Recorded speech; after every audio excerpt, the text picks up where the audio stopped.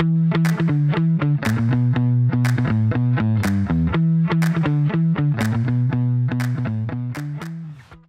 everyone, I'm Wendy Liebman, CEO and Chief Shopper at WSL Strategic Retail, and this is Future Shop.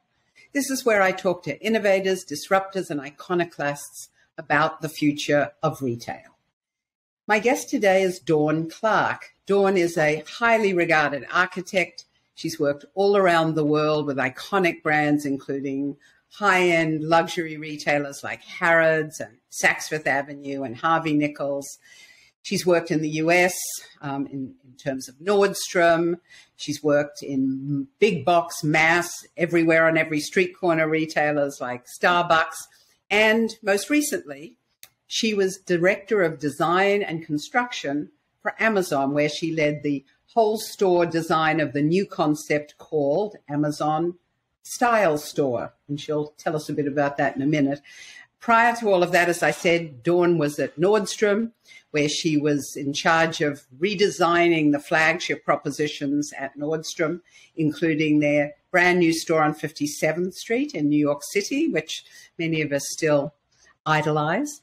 And then Starbucks. So not just high-end luxury, but street corners, coffee in 60 countries around the world. So with all that experience, if anyone can tell us about the future of retail, it's Dawn Clark. Welcome, Dawn.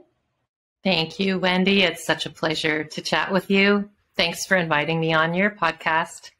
Always a pleasure to see you in person or virtually. Thank you. You know, we have that sort of moment of history between us, many, of course, because we've known each other for some time. But stepping back to December of 2019, just before the world shut down, you joined us in our Big Business of Well symposium that we did downtown in the World Financial Center. And it was just after you had opened Nordstrom's flagship on 57th Street. And you talked at that moment about creating a human store. Let's hear what you said. I think my job is to design environments for humans. And all of our customers are humans. They have that in common. They might be animals underneath, but they're humans.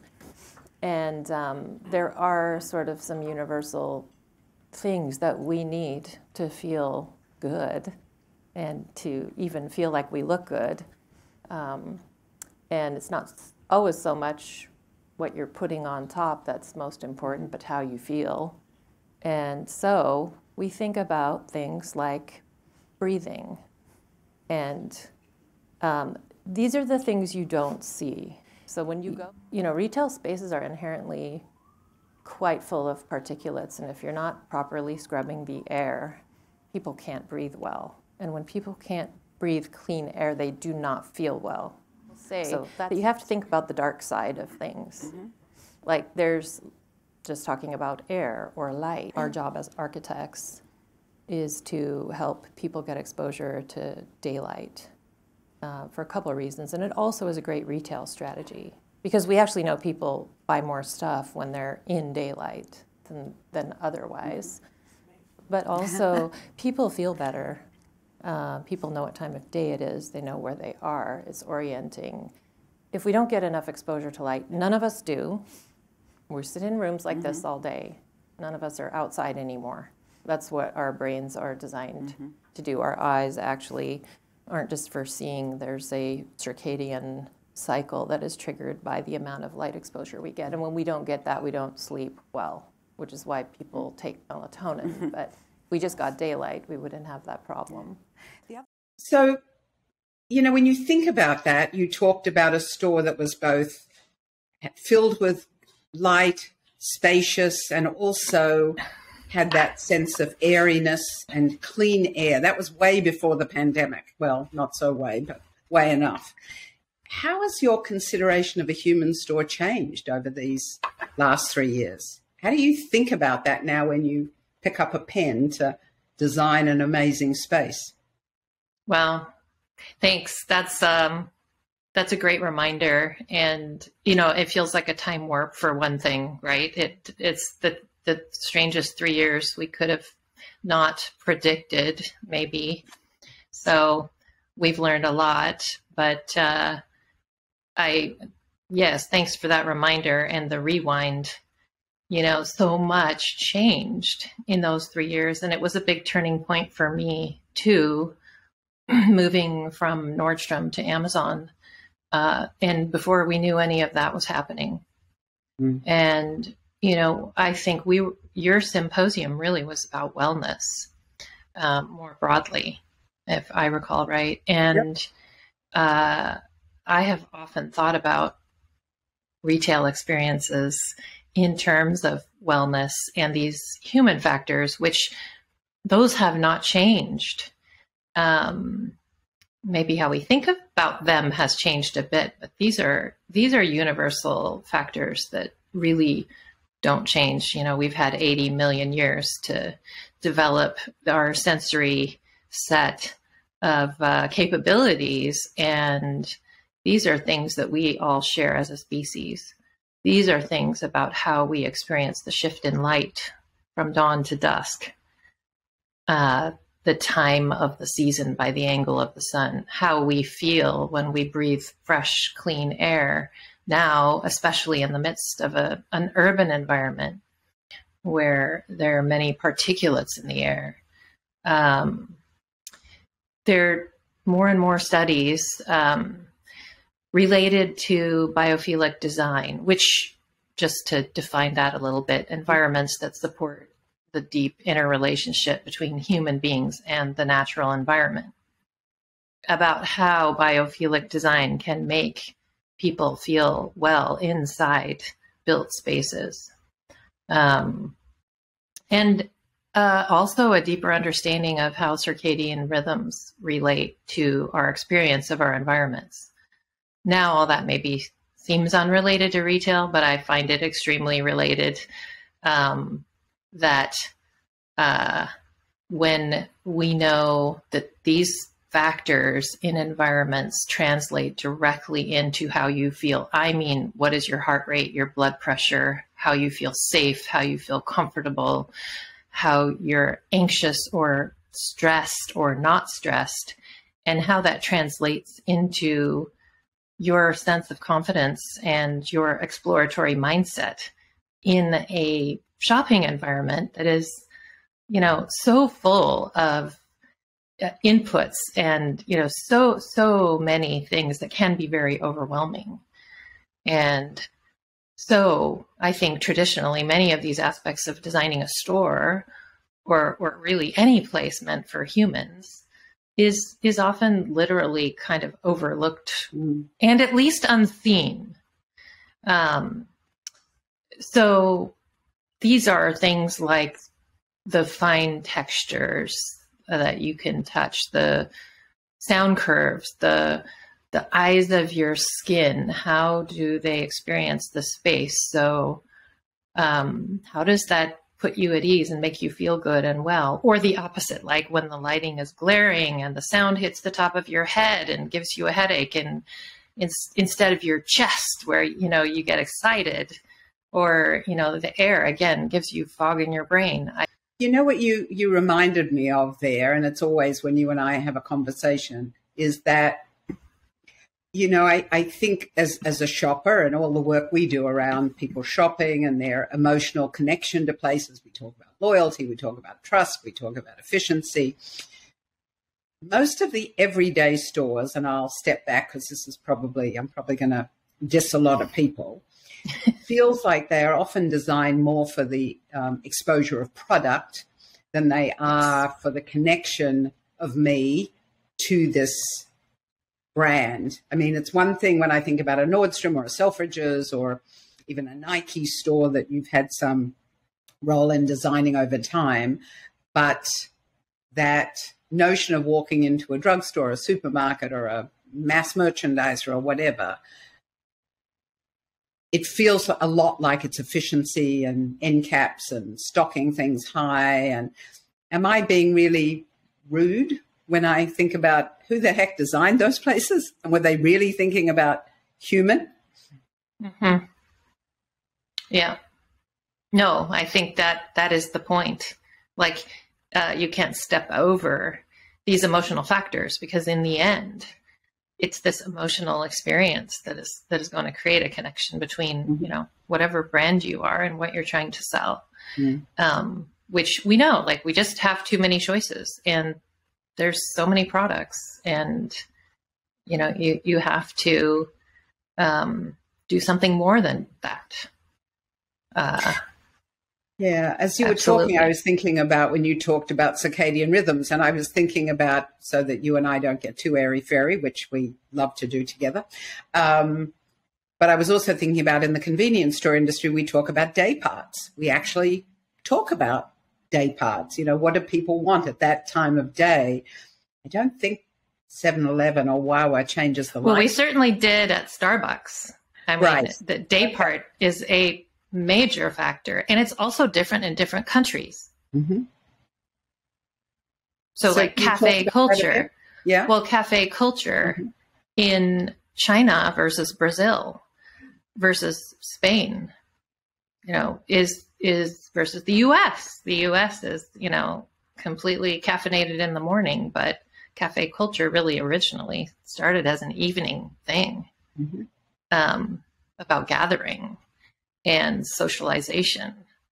And, you know, it's very true. I think more so with my experiences in Asia, with shopping being more of an entertainment oriented time, which is an evening related social event versus a morning, go out and get your errands done kind of event.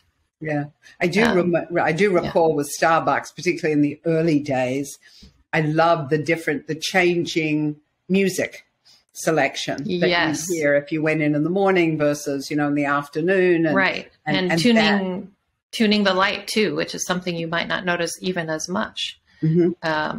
Or allowing natural daylight, which of course is the simplest way if you can, but you can't always do that to our rhythms.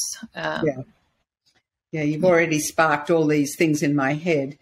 So that notion, you've talked about the sort of global culture of whether it's coffee or anything else, and how we think about the sort of human condition and connection to these places that we spend our money and time. I mean, that transition from going to Nordstrom and the 57th Street store with the beautifully curved and lighted facade, and then the space and the light, which is really quite extraordinary, to going to creating a new concept for Amazon with the style store.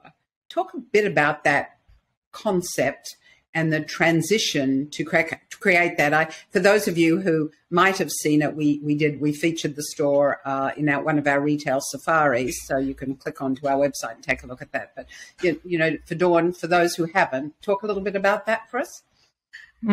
Well, first of all, for me personally, the experience of developing a store that is so highly interwoven with technology is 100% different process. So it was a real education for me. At the same time, I found my other human factors were equally as relevant, even maybe more so, in this sort of interweaving and translation between technology and physical experience at the same time. So let me just step back for a second and say, you know, Amazon style was envisioned to be really the first Amazon store concept for men's, women's, and kids' clothing. And we worked, you know, extremely hard to bring the sort of best store we could imagine to life that, you know, included the development of digital tools in parallel to this physical store design that would enable key experiences to improve them and to get after pain points, you know, that exist in this experience of shopping for clothing. Both, I mean, I think really focusing on those sort of two key experiences. One is sort of browsing and discovery, and the other is, you know, this fitting room experience, which is, you know, incredibly intimate and personal and challenging for many, many people. And, you know, finding clothing that fits is a major issue around fashion. And so that was really, you know, what we set out to go after. And our we created an in-store shopping app that is like a companion to your shopping experience. So it enables you to browse and select your preferred styles and then action them from there, whether you want to just buy them online and send them home, or have them delivered to your fitting room, or just pick them up and take them home with you. Now that you've touched it, maybe you don't need to try it on, or you've seen the fabrication or the color, you've seen that live. Maybe maybe you're in a hurry. So there's three different ways to sort of have that experience. And then if you choose to get into one of these really enabled styling rooms, the experience is really, really differentiated, because we created a way to sort of magically have whatever you wanted that you could select from this interactive screen continue to flow through your closet from the backside, so that you could, and also it was enabled with search tools and algorithms that would allow it to serve up more suggestions to you.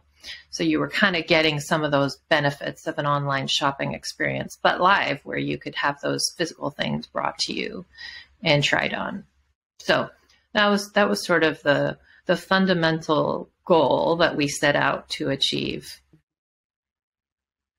And when you think about that, I remember, there was it was on the one hand, it's sort of for everybody. You can click later and look at the examples, but in the photos, but this sort of sense of the showroom, and you could see outfits merchandised together on mannequins, as you might see in a department store or any other space. And then the ability to shop pretty much any way you wanted, right? Click, and like you used to do in the bookstore, Amazon Books, you could click and have the book sent home immediately.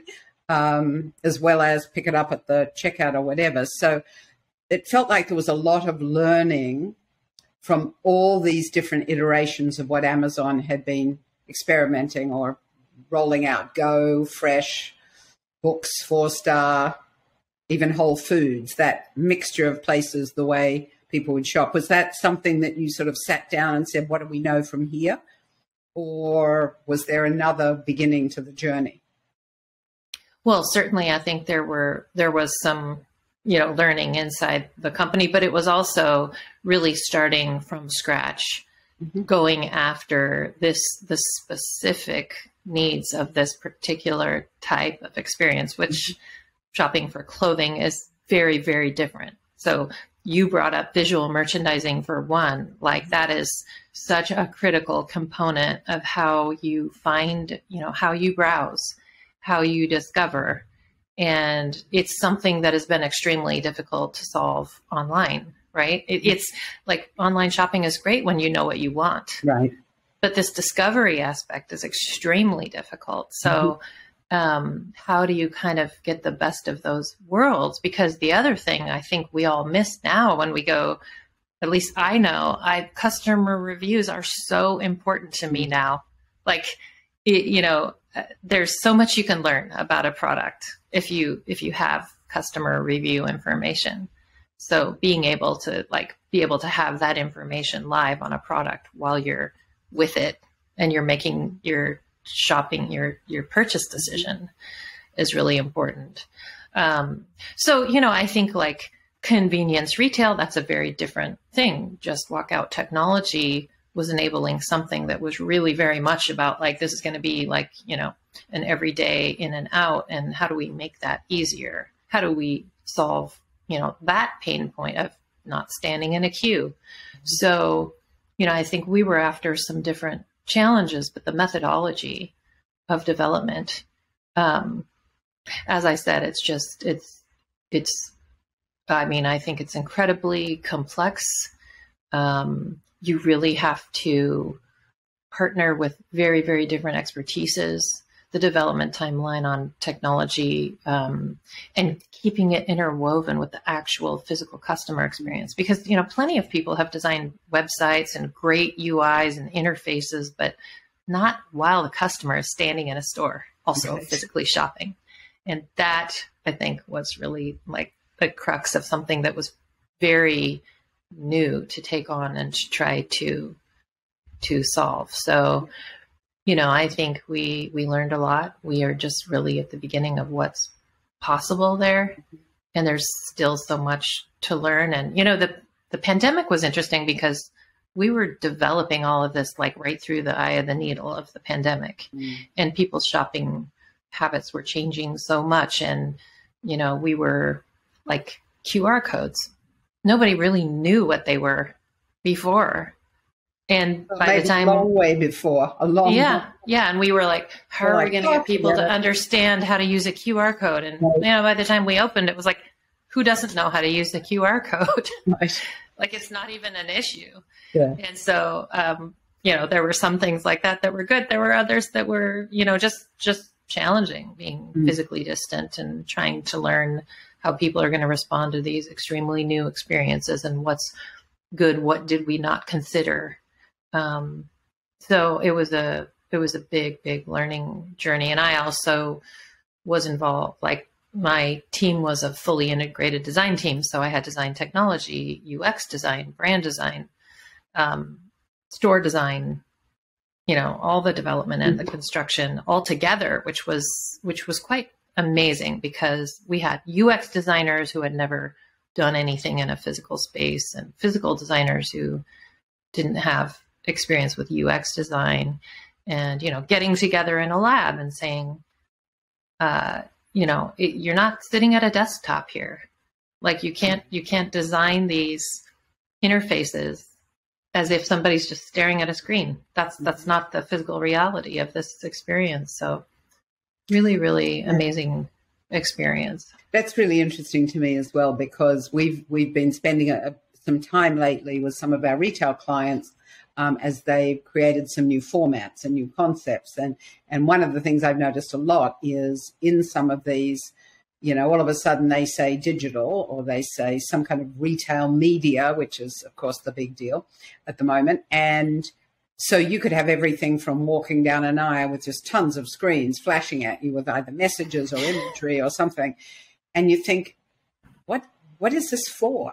What value does it have for me as a shopper? And is this just to say, we are a digital omni-channel retailer, when in fact, you and I are like, that was one of the things I wanted to talk about is, right. Don't confuse like functional technology to enable shopping with, advertising gone wild. And it's, how do you judge when enough is enough or it's too much? And how do we do that? What is the the big thought here, or small thought? I think I can tell you, having done many, many experiments on things like this, I've watched, we want to convey a certain message, and it might not even be marketing. It might be an educational point. And we put a giant screen at the front of the store, and we have people come in and we ask them at the end, and they're like, what screen? I didn't see any screen. Like they walk right by it because they're walking into a store, and what's your brain doing when you enter? It's like taking in this whole environment. Right. And you're here's where human factors, like you're breathing, you're listening, you're seeing people, you're looking at all this array of things, and you are not the last thing you are going to look at is a screen. Right. Last thing. Or a marketing banner. And so I just, I feel like it's a constant push and pull, really. Yeah. With, how much is effective and then how much is too much. Marketing is necessary, and I don't debate that, but when is it too much? Right. That should be part of the conversation. Yeah. And that's what when you talked about the model or the team that worked on Amazon Style with you, that notion of bringing everybody in the room together, it feels to me like even in a sort of a big box or a mass chain or any kind of format, do we ever bring everybody together? It's so hard, when the companies are large and you have large functional, silos. That becomes incredibly difficult in a startup team model. You are all together, and there's no instituted siloing. And so naturally, I think it evolves to that. And so it's something you have to work against. Yeah. On the behalf of the customer, like really, you have to just stay focused on that. Right. Well, everybody's going to be nodding who's listening to this and saying, now Wendy's going to say, is the shopper in the room? You know, did you follow the shopper to see the future? Which is, of course, everybody could do that drum roll by now listening to me. But it is really true, right? And I do think the other thing I think a lot about on our manufacturer client base, when they're designing product, you know, certainly the packaging, is it readable, you know, whatever. They certainly will look at it. What does it look like on the shelf? Do I get enough space, messaging? Will I be seen? But it's almost today that you also want, you know, the store design, the shelf design, I think you made the point earlier. There are so many places people can shop. And that ability then to think about the shopper in the center, the product that's being delivered up, all the touch points in this physical or digital space now feels to me, and I'm naive about this, that it's even more important than it ever was when we basically had the grocer and the pharmacy and, you know, maybe the the dress shop, things like that. Well, we certainly didn't have as many choices, you know, and yes, 100%. It's more important. It's all more important. Yeah. You're right. Yeah. You have a really unique purview because, yes, you've designed high-end luxury stores and experiences, but you've also done, you know, Starbucks, which for some countries is a luxury experience, but it is on lots of street corners and all of that. How did both those experiences, high-low, inform how we need to think about designing these retail spaces today? Yeah, you know, it's interesting. I wasn't thinking of it so much as high-low, but again, I think, you know, some of that does tend to come out in the space, I say. Like, so one thing you can convey really quickly is, you know, with the simply adding more space between things is a sense of luxury. Space is luxury. I think of that way. So, you know, whereas something that's more accessible tends to be like much more packed in. Like, so there's this big difference actually in how you utilize space that comes with luxury, I think. And it's really a gift. I mean, it is a luxury to have space to allow your creative brain to explore. And, you know, I think, again, that's a big part of the luxury experience. But I also, again, think that there's very big cultural differences between, you know, and especially having worked with like kind of localized flagship stores like Cebu or Harrods, really, versus a global brand like Starbucks, where sort of, you know, I think in both cases, you're really focusing in and understanding in depth, like what are the key kind of human factors. But one thing I wanted to talk about, and it relates to your last comments too, is context is everything. And I say William Kleinsasser, who was one of my professors in architecture school, that was his school. He wrote all about contextualism, and I have never forgotten, but like, don't forget the context. So I'm just going to go to like a digital screen in a shopping space is not the same screen because the context is different. So what context is your human in? Where are they coming from? And that could be even something like, what's their playing field too? Like that particular, you know, set of people that you want as your customers. Like where do they go? What's their lifestyle? What's their playing field? And you better be aware of what they're doing and their lifestyle. If you're not, you will be left behind. I just continue to say and especially like in these past 3 years, people's lives have changed so radically. So a lot of barriers, like, here's a good example. Like, would you buy produce online before the pandemic? Did you do it during the pandemic? Or clothing, for that matter? Right? We probably bought a lot of things that we never would have. Now, did that change how you think about it now that you can have a choice? It probably did, because now you just have a wider subset, a wider field. You have a wider playing field. You have more choices. I also tend to think of these debates around like high versus low, or, like brand versus place. It isn't versus, it's always yes, both. It's both, and people do both, and the same person does both. Yeah. And I'm also shopping missions is another thing. It's like, they're not pure. Like, I might be going in because I know what I want, but I am totally open to discover something I didn't have any idea I needed. So, you can't sort of narrow people experiences too much.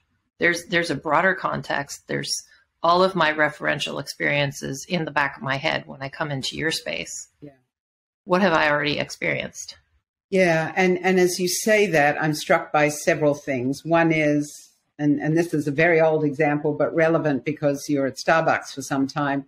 When we used to have our office in Chelsea, there was a Starbucks on the corner, and you would go into that Starbucks and, you'd 3 o'clock in the afternoon, you'd hear Ray Charles, very zenny, kind of cool. You'd stand in line for maybe 3 minutes, but the sound, the smell of the coffee, I think at the time there was a velvet couch or something, and you were in that moment, and maybe you were there for 3 minutes, maybe 5. And then you'd walk out and you'd go into the drugstore on the next corner, and there was nobody there. And you go to the pharmacist and you'd say to the pharmacist, here's my prescription. And she would say to you, okay, that'll be 20 minutes. And you'd go, what? Yep, exactly. Context, right? And right. Context. So I know, like, if I can have it delivered to my doorstep in like less than 24 hours, why should I come to your place to pick it up? Right. Like, I can probably have that done sooner. So, I mean, that's obviously, these are radical shifts in the way shopping fulfillment can be had. Yeah.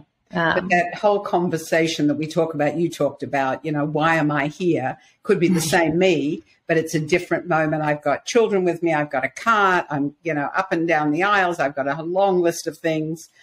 Yes, what's for dinner tonight, all of that, versus, okay, I ordered online, picked up in the store, and then we see in our How America Shops research, 25% of those people park the car and go into the store after they've done their essential shopping. Mm-hmm. Why do they do it? Well, some of them forget something. Oh, I forgot it. Now I've got to go inside. Or now I've got that off my list. I now actually have time to browse. I love that. Yeah. Shoes, lipstick, whatever, fill in the blanks.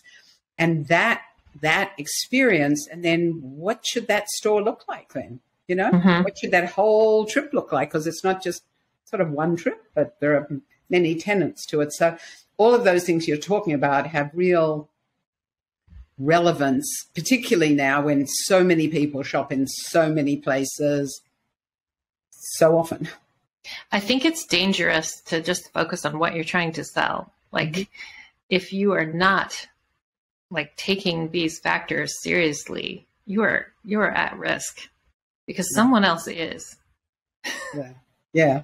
And it's important. Yeah. So of the someone else's who might be, are there some all the leading retailers, right? Like the people who get it, I think when you walk into a store and you do this is what you do, Wendy, is does somebody care? Did somebody show up and organize things? Right. Are the people well-trained? I mean, I hate to say it too, and I don't mean to be unkind, but oftentimes these basics are just not in place.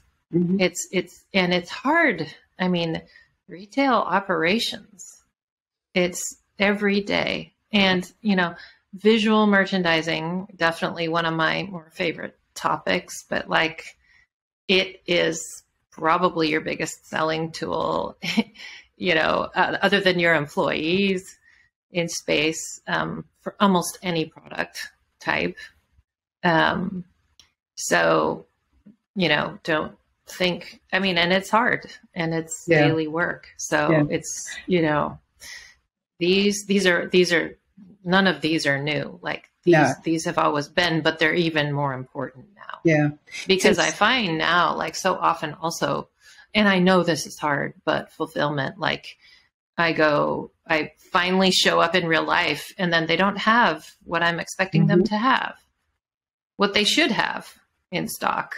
So, yeah, you also raise the point of the people in the store or in the physical space, whether it's on the phone line, it's in the chat. I sometimes think my, chat bots can be people, right? In my AI world, I guess these days, that whole experience, when I think about that quote unquote laying on of hands, whether it's literally in a place where I'm trying something on, or it's in a place where somebody stands next to me and says, oh, I tried that for dinner, or I tried that. One of our team was talking about a new brand of tea. How did she find out about the new brand of tea? It wasn't in a review or an influencer. It was actually, she was buying tea in the aisle and the person next to her said, oh, you should try that one. Oh, yeah. The power of the shopper next to you. It's right. Right.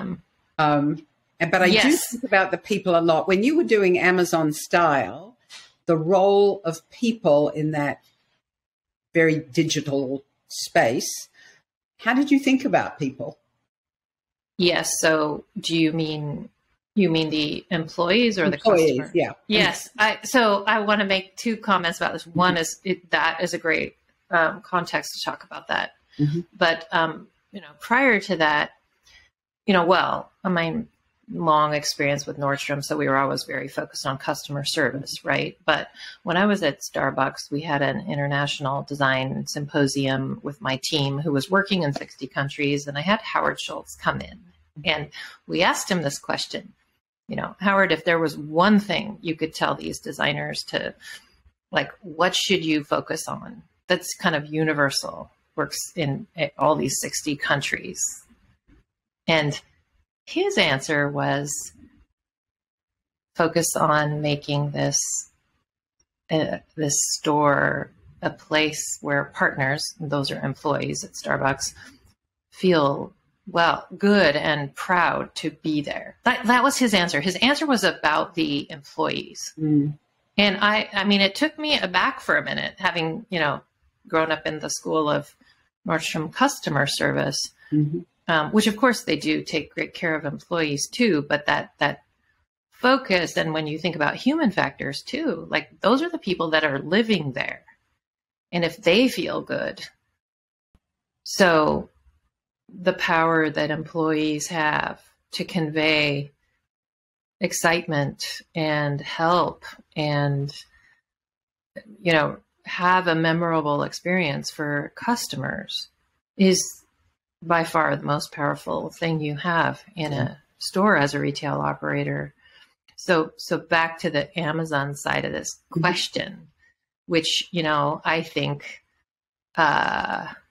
maybe people suspect that that's a replacement, but I think the issue really is how can technology not only enable the customers, but the employees to do their work. And you brought up the AI word, but like, I can't stop thinking about it. And I think, this is like early days, because what is that going to be able to not overtake us? Of course, there's plenty of sci-fi things we can watch and be scared about, but like the idea that this is a powerful tool that we can use, that we can deploy to do what we want to do. Even I think the existential crisis for code writers is, wait a minute, now I can actually create these products, more of them, and faster. And so that if the development timeline is moving quicker, like how many more of these, experiences, tools to help humans do what humans want to do. And that's that goes back to like fundamentally how I think about technology as it's a tool for us. Yeah. It's not a replacement for Yeah. us. It's empowering us to do more. Yeah.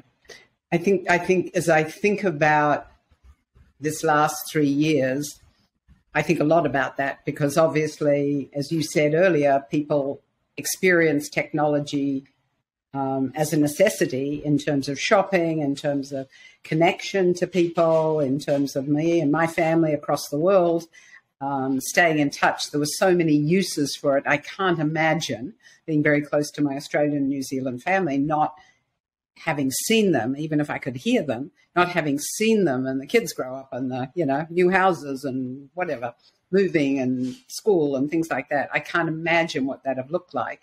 And then as I think about it from a shopping standpoint and what the store, physical or digital, looks like, the opportunity now to think about how it enables us to have the people in the store focus on what we want them to focus on, or, in a positive way, as opposed to, changing prices, putting yellow stickies up, taking them down, putting them up, stocking the shelf, all of those things.